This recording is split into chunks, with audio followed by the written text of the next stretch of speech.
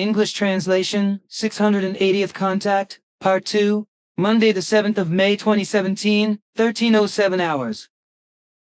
So I was not mistaken when I saw a bright white and a bright red light flashing through the window between Patrick and Madeline in front of the Metasequoia geantum tree several times. At first I thought that the evening round was waving a lamp around, but then I rejected this and assumed that I was wrong and that it was the court lamp at the doghouse shining through the branches. Later then, when the red light also shone, I assumed that it was you. Then you were thinking correctly, because we had a recording device hovering in front of the window, which recorded everything in the hall in sound and vision. Do you really mean a video and audio recording? Yes, that is so. But I do not want to deviate from what I have to say about the other extremely unpleasant incident which lasted for more than 20 minutes.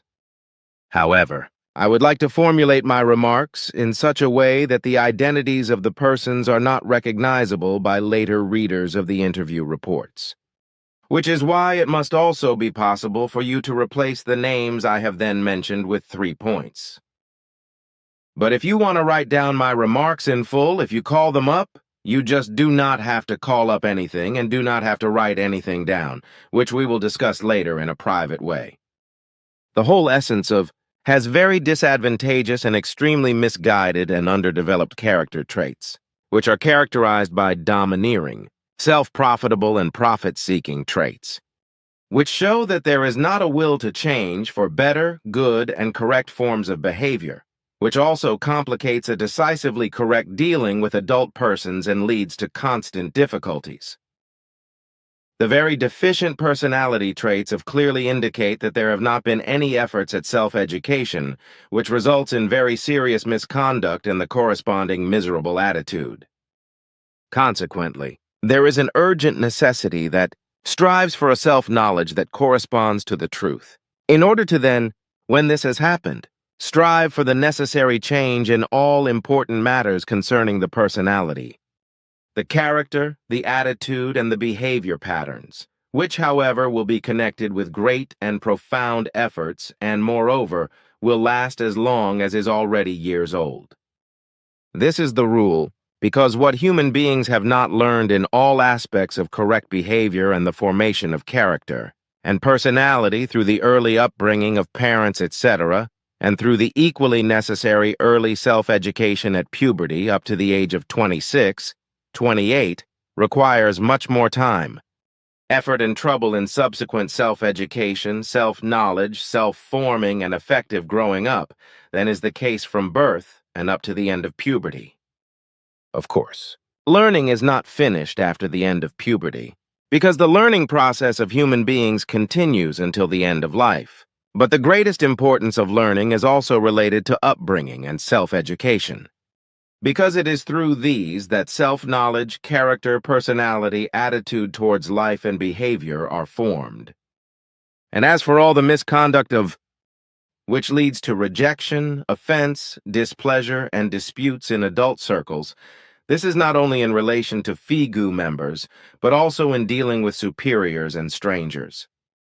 Whatever is mentioned in there is only an arrogant and high-handed passing over the effective facts mentioned, whereby a deep stubbornness and a stupid and brazen counterattack with an aggressive and offensive tone of voice is regularly displayed, which quickly degenerates into becoming loud, causing the listener severe difficulties in control. This, however, compulsively leads to the fact that a corresponding loudness of speech becomes inevitable, because the nerves and the emotional impulses can no longer be kept under control by those involved. The whole behavior is a disgrace in this respect, as well as everything that has to do with the whole demanding behavior for which the FIGU Association has to pay financially. It must also be said that these demands on the FIGU Association are absolutely outrageous, incomprehensible, and unacceptable, so that no hand will be offered and no one will be allowed to get involved. Everything is based on the fact that the house belonging to the association, which Quetzal and I have examined and found to be good for earthly conditions within the existing framework, but is to be redesigned from according to overdone ideas at the association's expense, so that you have judged the matter correctly and loudly expressed the impudent intention of to exploit it.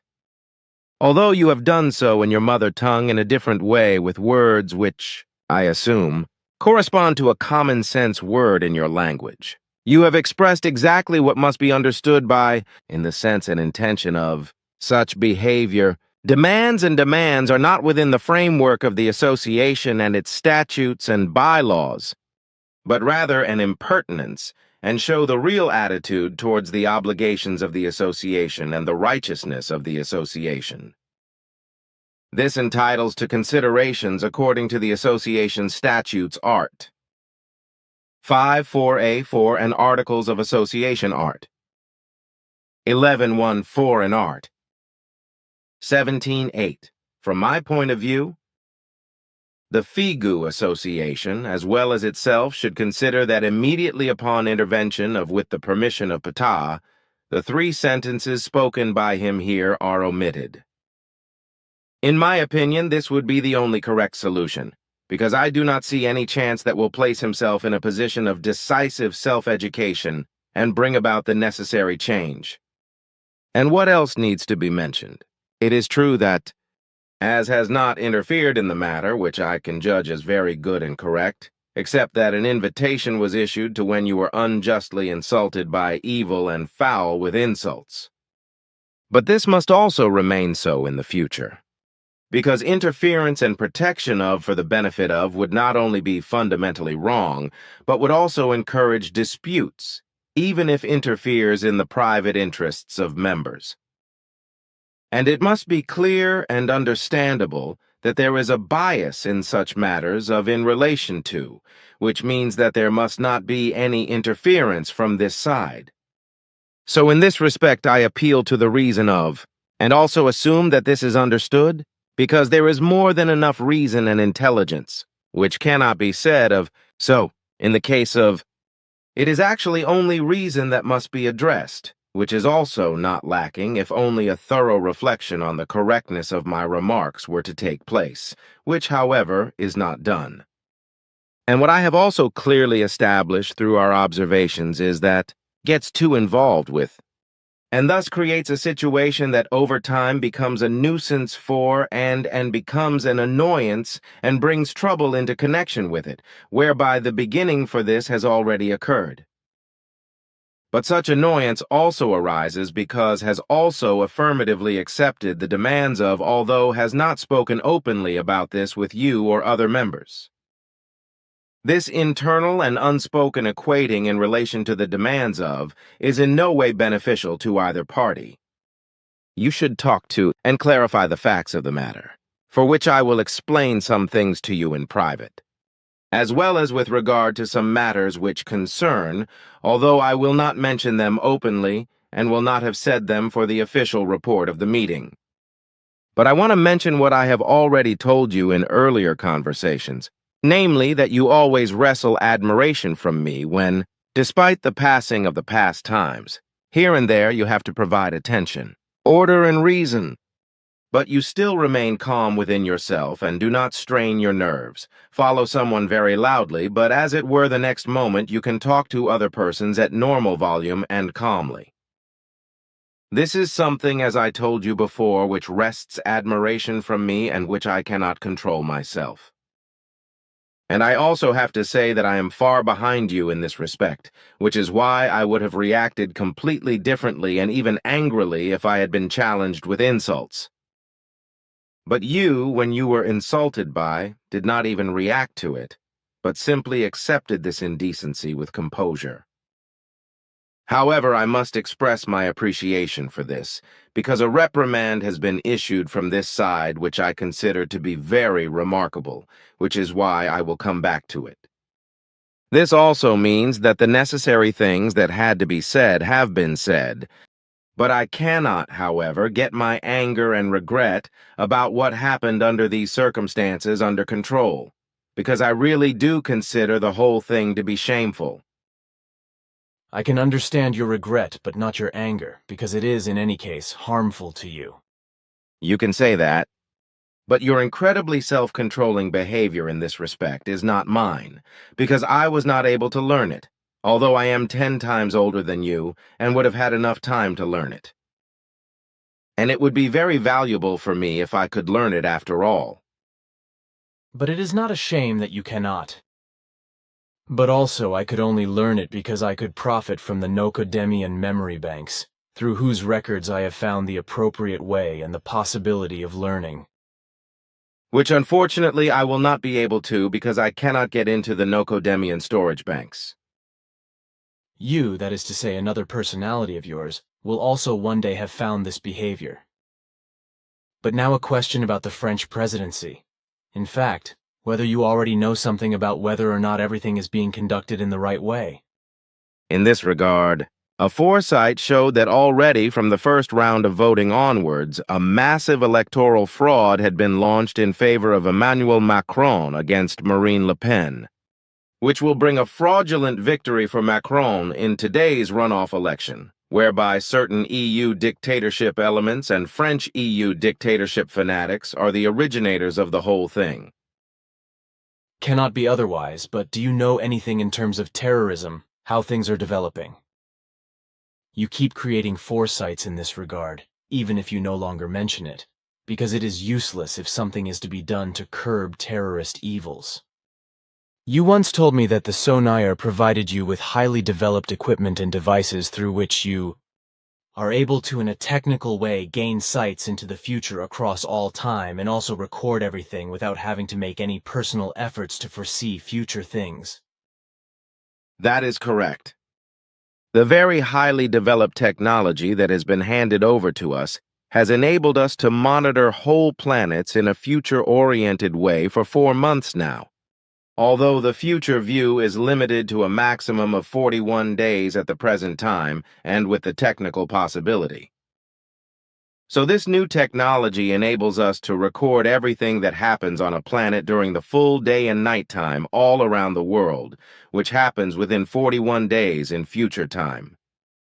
This means that during the whole future time of 41 days, everything will be registered and recorded, which will then be evaluated by experts and announced to the spirit guides and their co-workers. So of course I also know what will happen in the next 41 days. Do you mean what's going to happen on Earth in the next 41 days?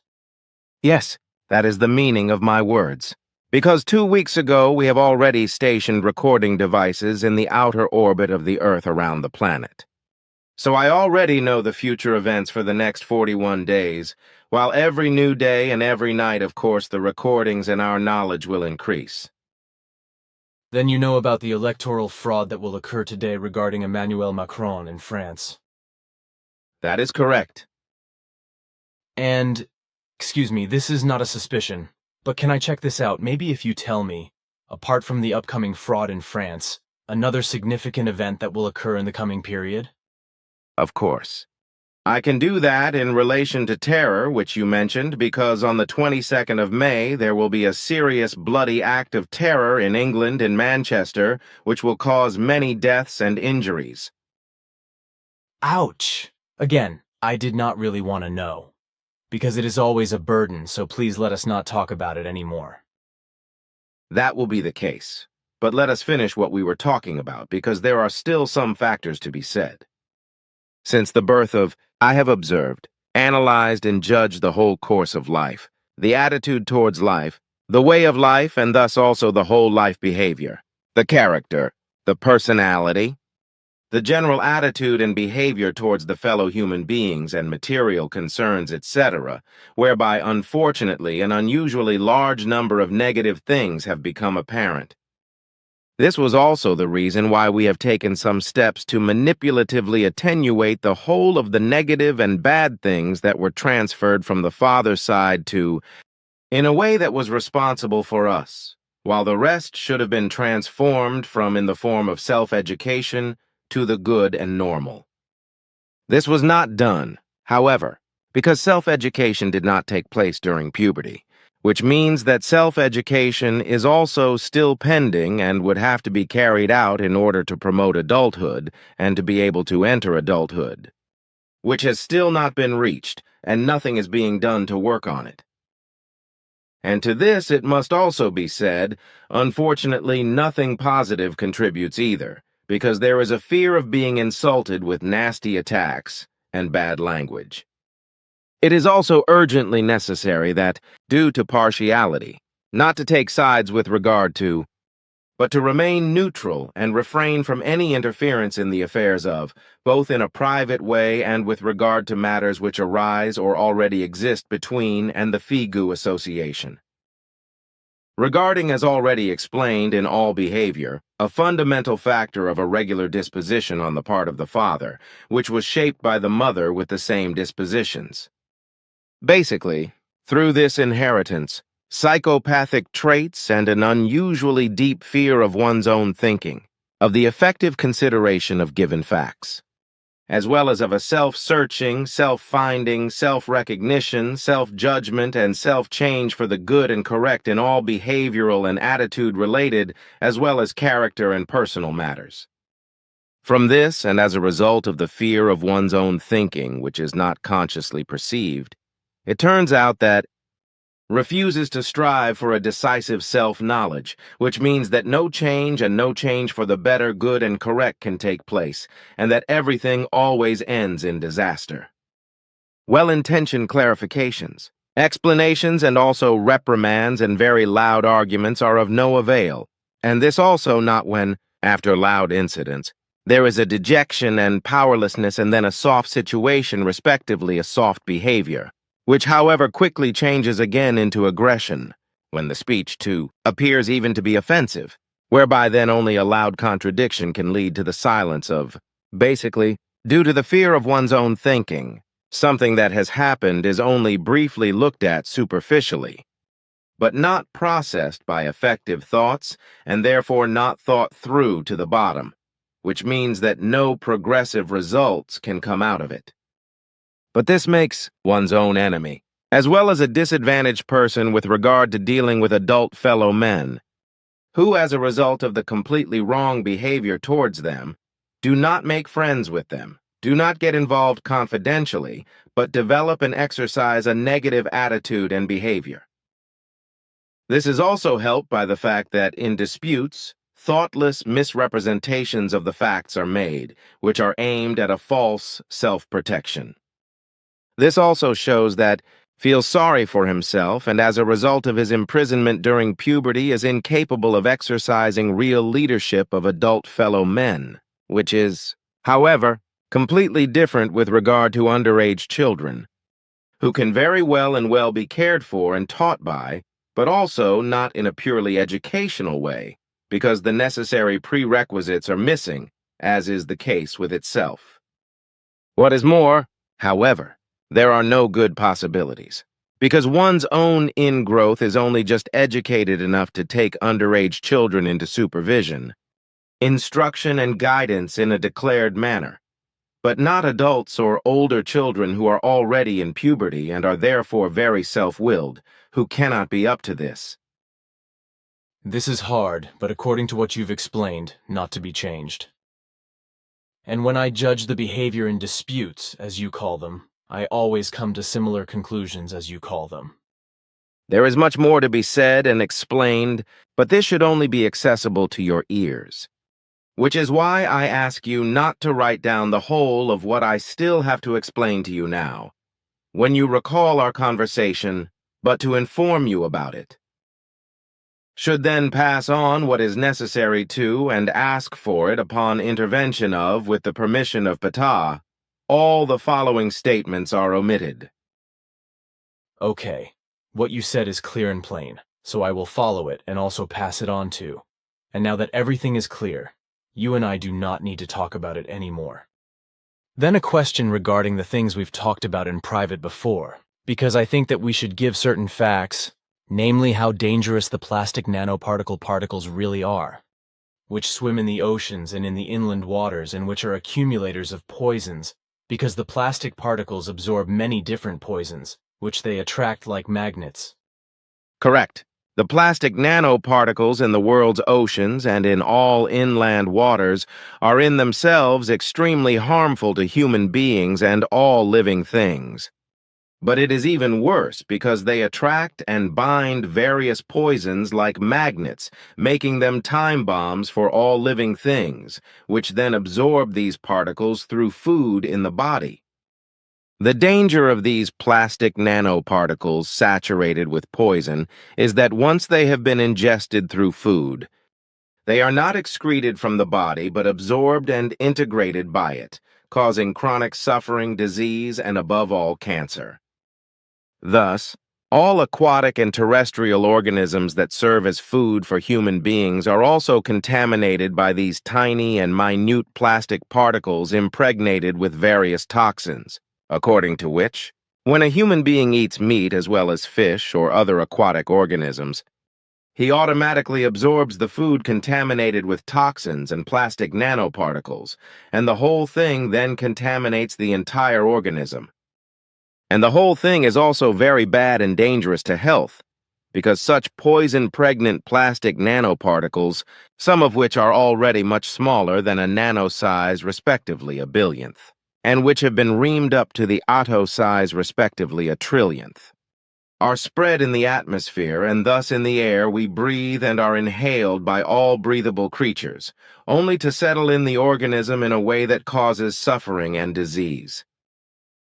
The particles in the air, existing in micro sizes of atto, that is to say, trillionths, cannot yet be detected and not yet be researched, investigated.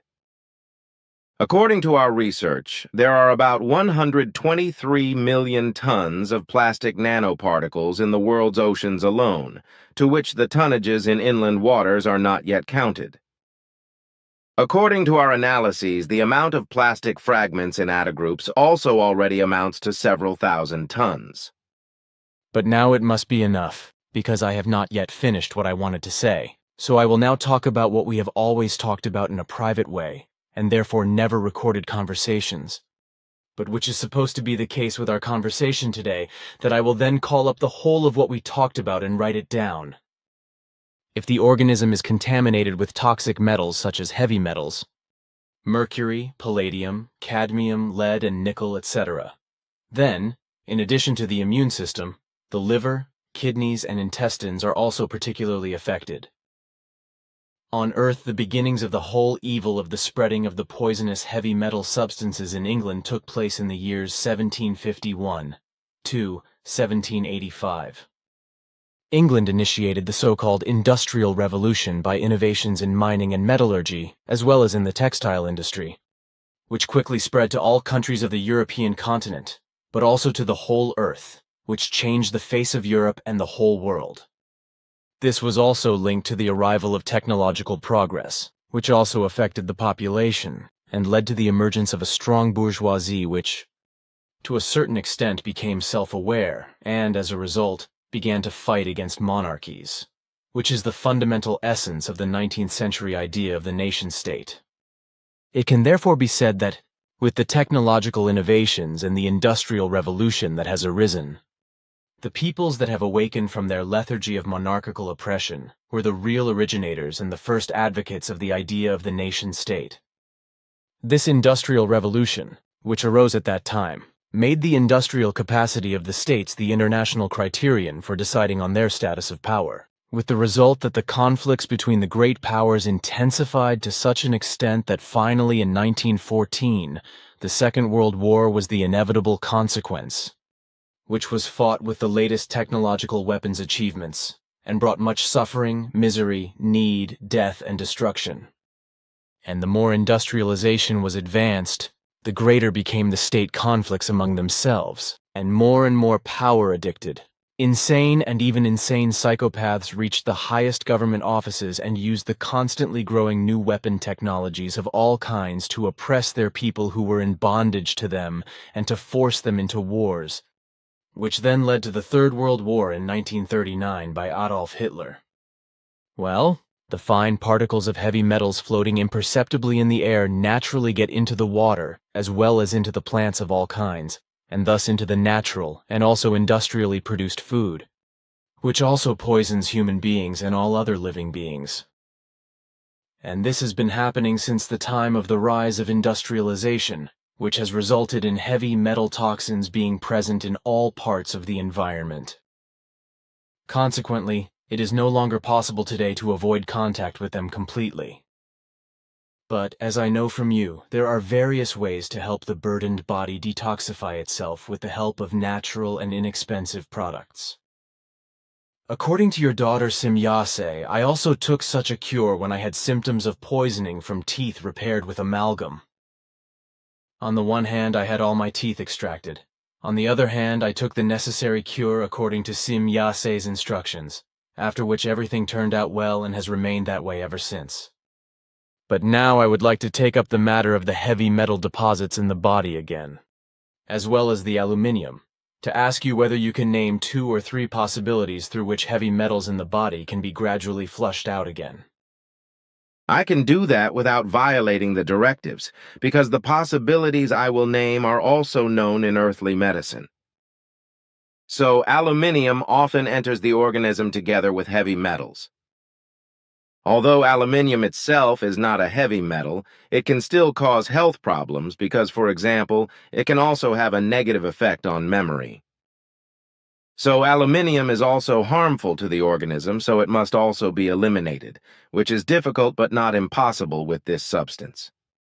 The mineral silicon is useful for this purpose, as it also prevents aluminium from being reabsorbed and stored in the organism and even in the brain, which can also reduce or even prevent the harmful effect on memory. For ingestion, silicon is particularly good and effective in organic colloid form, whereby the daily dose should be 80 milligrams. Chlorella algae, which has a very high chlorophyll content, offers one possibility for detoxifying heavy metals from the organism, by which the oxygen content, a particularly built-up cell membrane, in the body is increased accordingly. These 2 characteristics are responsible for the special mode of action, whereby this cell membrane is capable of removing not only heavy metals, but also various other environmental toxins from the organism, such as dioxin and formaldehyde, as well as various insect repellents which are absorbed, bound, and removed from the body by the chlorella algae. If, for example, 8 grams of chlorella algae are fed to the organism per day, a 5-fold elimination of lead, cadmium, and uranium can be achieved. Another means of detoxifying the body from aluminium and other toxins is glutathione, which is equivalent to a tripeptide that the body produces itself in sufficient quantities under normal conditions. Tripeptides are peptides composed of 3 amino acid residues and belong to the group of oligopeptides. Glutathione acts as an all-round cellular defense against the consequences of oxidative stress. Without glutathione, the cells would disintegrate through unhindered oxidation, leaving the body with little or no resistance to the acids and toxins produced in the metabolism. The effectiveness of glutathione is based on its ability to bind to heavy metals and toxins and form a water-soluble complex which is then excreted by urination. However, if the burden on the organism becomes too great due to stored heavy metals and other toxins, then the body's own glutathione is not sufficient, which means that glutathione must be supplied to the organism by external administration as a supplement. As a rule, corresponding glutathione capsules, like many others that are erroneously called food supplements but are also effective and vital building blocks for the entire organism, are available on Earth. Heavy metals can be eliminated from the body, for example, with sodium bentonite, whereby it is a clay mineral which on the one hand is formed by weathering from volcanic ash, but on the other hand is processed as a body detoxification drug and is also commercially available. The clay mineral has an enormously large, negatively charged surface area, which gives this material an unusually high absorption capacity for harmful substances, and thus absorbs them in the organism. Already in the digestive system, bentonite binds these toxins to itself, which means that they cannot be stored in the body in the first place. This is because the clay mineral absorbs the toxic foreign substances before they can enter the bloodstream. This ensures that the excretory organs of the body, such as the liver and kidneys, are excellently supported in their own detoxification activities by the clay mineral. Selenium, as an important trace element, is also a powerful antioxidant and ensures a healthy immune system. This is only needed in very small amounts and must be taken in a controlled manner, because in higher doses, it is toxic. Selenium also has a strong anti-cancer effect, and also has an organ detoxifying effect, and the ability to remove heavy metals such as mercury from the body. A selenium deficiency should be avoided as much as possible, as should overdosing. Zeolites, which correspond to natural hydrated aluminosilicates, should also be mentioned. These have a large internal surface area due to numerous pores and channels and correspond to a hollow structure, which is the reason for their exceptionally high adsorption capacity for various pollutants, as well as heavy metals and other toxic substances. Care should be taken when taking zeolites, which should only be natural, that is to say, untreated and not artificially produced. Thank you. But now I would like to ask whether everything was correct in the U.S. presidential election. Because it is said that Donald Trump was only elected through Russian interference. So the question is whether that is true or not.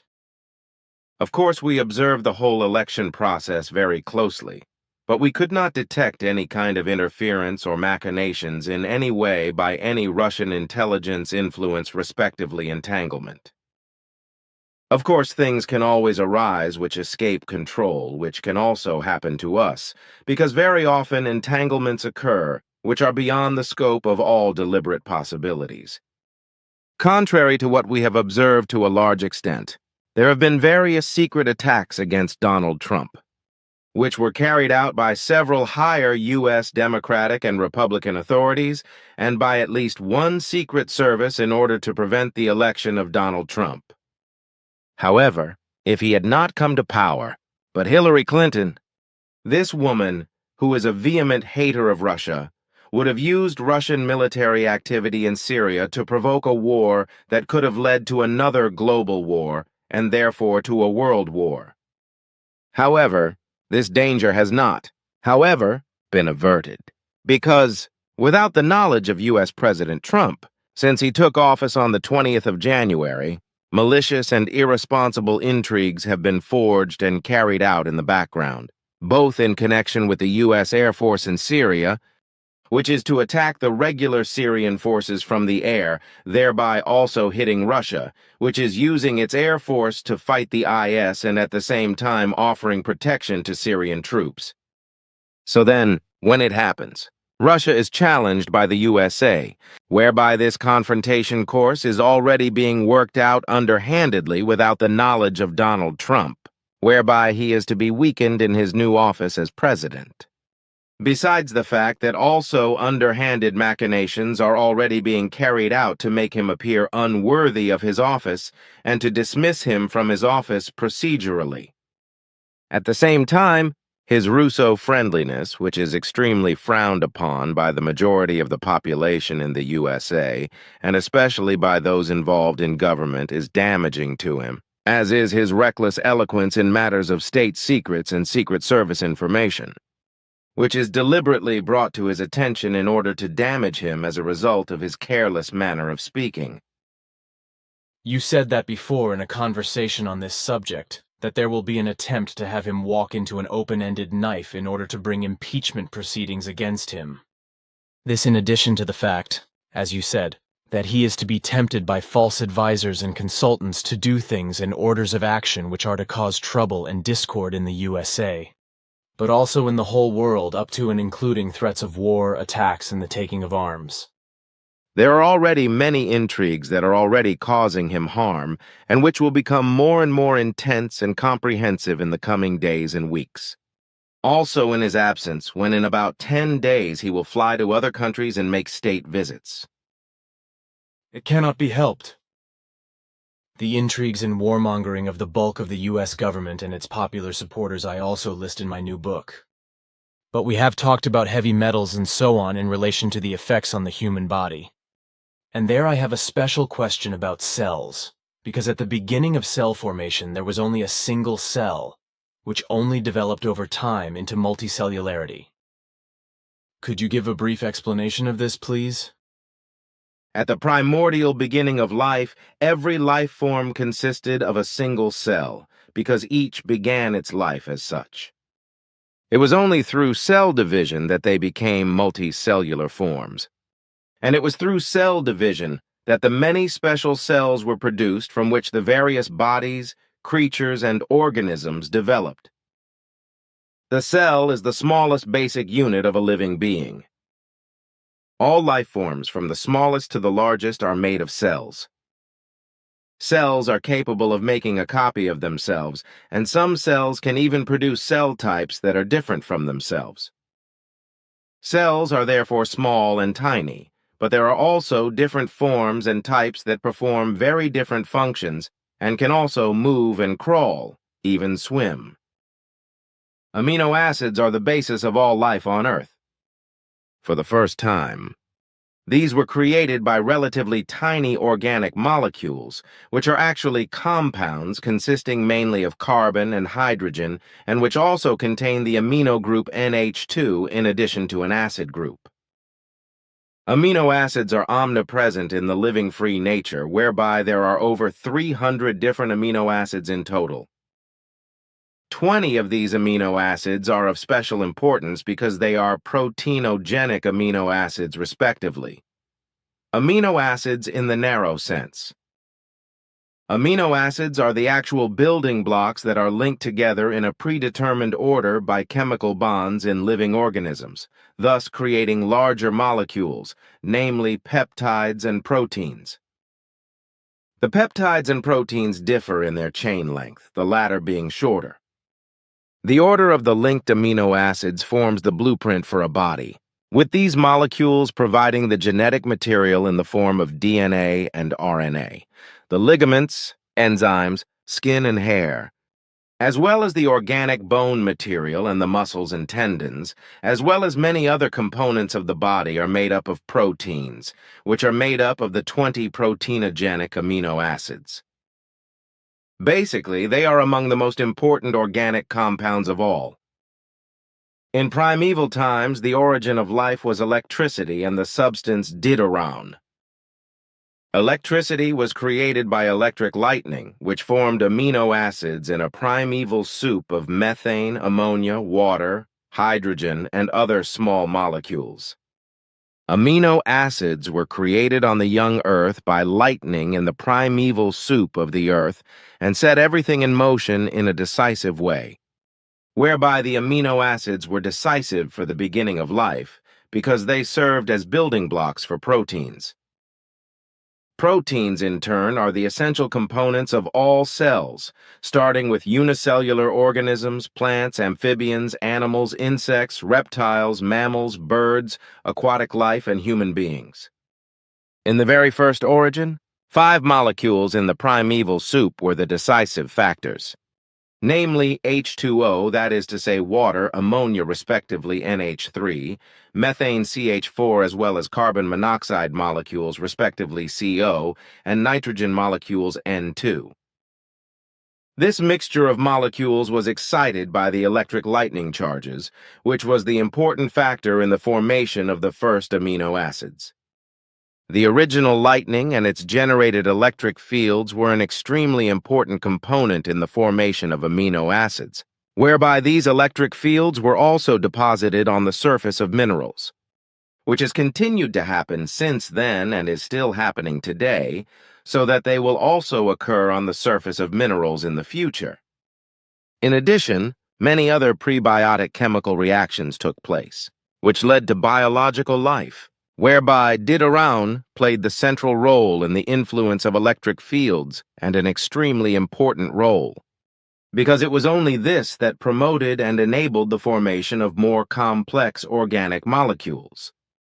The deed around was therefore not only important on Earth for the development of single-cell structures and for the formation of amino acids, but everywhere on the worlds on which multicellular and material living beings developed. I am sure the whole point of your exposition can be understood by laymen as well. But for many human beings, it is completely unclear whether life after death exists, because they also cannot explain how their consciousness is created. I learned from your father's Thoth at a young age, as well as later and up to now again and again from the memory banks of Nocodemion, that the exchange of information between the material human consciousness and the spirit energetic world of creation is responsible for the existence of consciousness. No earthling has been able to explain this up to now, so that no one could really teach that even after death a consciousness continues to exist impulse energetically, but not up to date anymore, but in the form of, as I said, impulse energy of consciousness and knowledge, which is stored in the memory banks, while on the other hand the content of the material consciousness after dying is dissolved in the level of the total consciousness block, after which a new consciousness as well as a new subconsciousness and even a new personality are created for the successor personality, and these are then born as one block. Unfortunately, the Earthlings resist these explanations, especially the scientists who deal with this matter, because their consciousness resists every explanation that is incomprehensible to them. But in fact, the material world is not everything, because there is more than just the material. If quantum physics is used for this purpose, it provides decisive indications and proof, even in much deeper forms, that there is much more than just the material and visible, but also everything that is detached from the material world and from space and time, and exists in purely spiritual energetic levels. And this world is not simply the image of the inner world of human beings, but fundamentally it represents the entire spirit energy structure of creation, respectively the creation of universal consciousness. Nevertheless, these two world forms, the material and the spiritual world, are closely connected with each other, so that there is an intensive exchange of information between them. And this exchange of information takes place through the levels of the memory banks and the total consciousness block, which is also the one that creates the consciousness of human beings, and which therefore provides for a new one after dying and in the life of death. When we look at our universe, then from this a prominent creativity emerges, from which something new is constantly being created in infinite diversity, and this is where the inner and the other world come into play. Seen from the human being's point of view, everything new in the universe originates in the material world, but this is fundamentally wrong. Because first, everything and everything originates in impulsive spirit energetic form. And through this, the exchange of information from the spirit energetic world with the material world is created. However, it must be remembered that everything in the spirit energy world of creation, universal consciousness, is all permanent, whereas in the material world, everything old and new is inevitably transitory. Basically, at some point in the material world, everything has come into existence anew, but it has also passed away again. But if everything that ever existed in the material world has long since disappeared from it, then everything in the spirit energy world has remained and remains all permanent and represents a perfect memory that can never be erased and can never pass away. And therefore it also remains and is imperishable through all 1049 forms of creation, and all 6 absolute forms up to the sign absolutum. The material body of the human being is extremely active, and on the molecular level it always produces something new. So also the change of the manifold life forms, as well as the organic change of the human being. At the same time, the exchange of information with the spirit energy world takes place. Consequently, every human being, like every other life form of perishable material body, also has an imperishable body in the inner world, which is connected with the spirit energy world of the creation universal consciousness. Every material body dies sometime, but with death only the material activity of the material consciousness and therefore also of the body is ended, whereby it falls prey to decay. But the imperishable spirit energy form that animates the body survives death, which means that, in connection with a new material body, new life arises from death. This also clarifies the question of how consciousness is created, Because if it were created entirely by the material brain, then death would mean the absolute end of it altogether.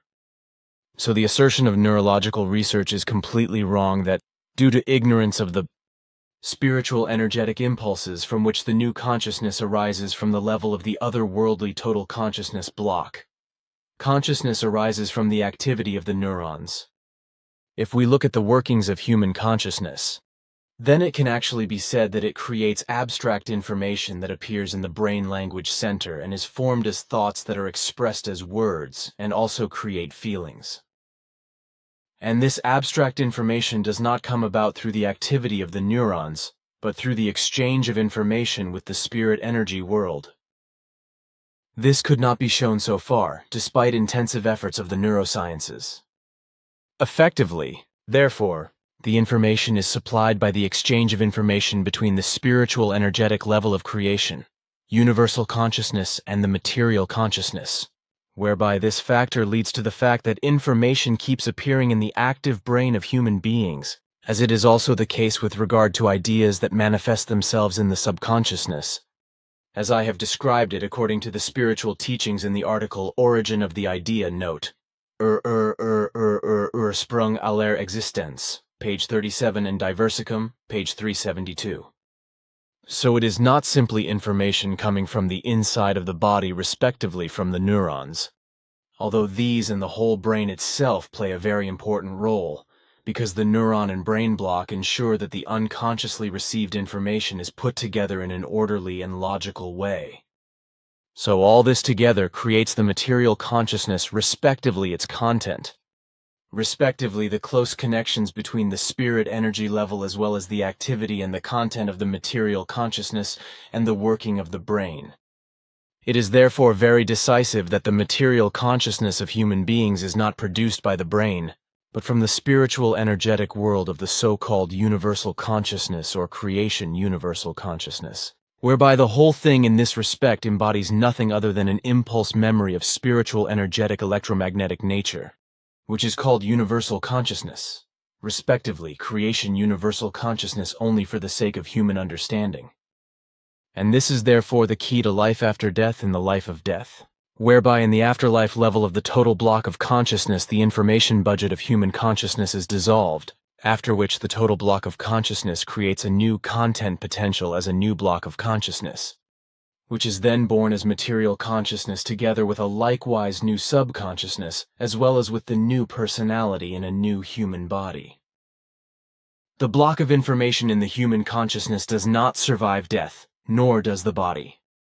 As a result, after death it is no longer the brain that ensures the orderly composition of a new consciousness, but rather the total block of consciousness, which is spirit-formed in its existence, and is also integrated in the universal consciousness. This means that after death, the content of the consciousness is completely dissolved by the total block of consciousness, and thus a new one is created, which will be completely different from the previous consciousness. Therefore, it is also certain that after the death of a human being, he will not reappear through a rebirth, but that life does not end and will also never end with death, because the content of the old consciousness is deleted by the total block of consciousness, and a new consciousness with new content is created. The life of human beings and all life forms in the universal expanse, as well as the universe itself, is such that life after death is never definitely over.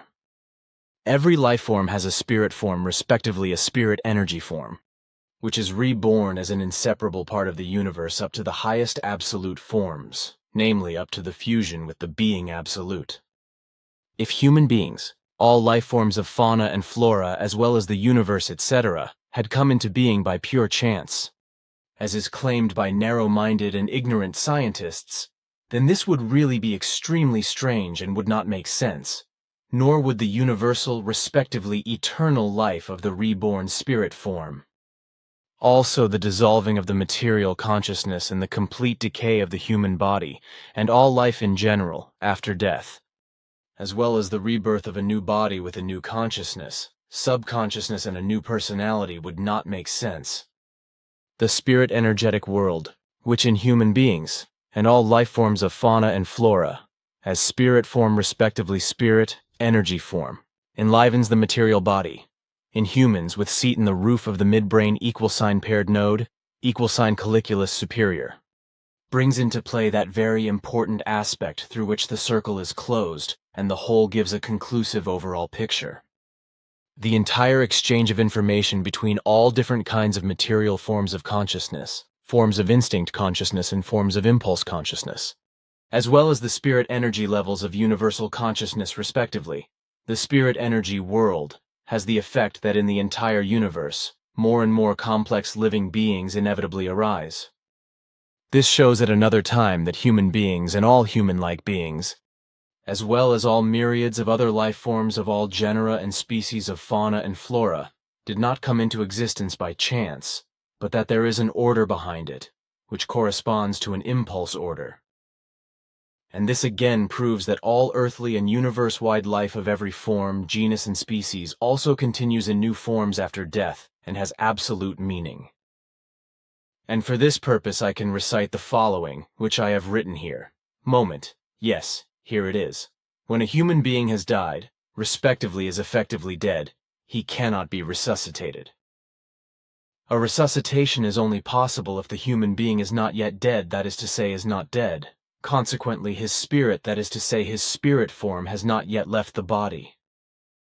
If, however, the human being has actually died and is therefore dead, then his spirit or spirit form has already left the body, and consequently no resuscitation can take place.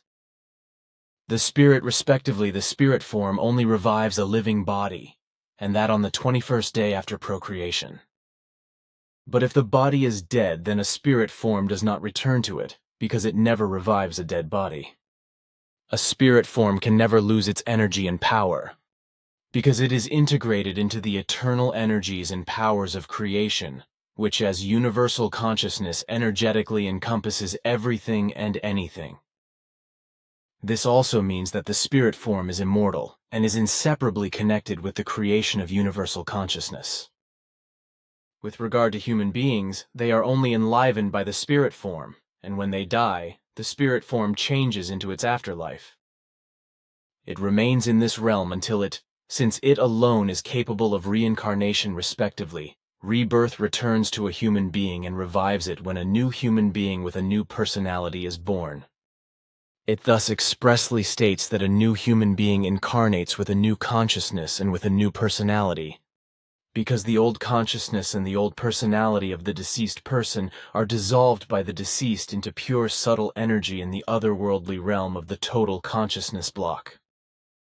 From this neutral energy, a new consciousness and a new personality is formed through the total block of consciousness. These are then, together with the reincarnating spirit form, born into the new human body respectively into the fetus. The spirit form only ever enlivens the same line of spirit and human being respectively their consciousness and personality, which are inseparably connected with the spirit form through the total block of consciousness.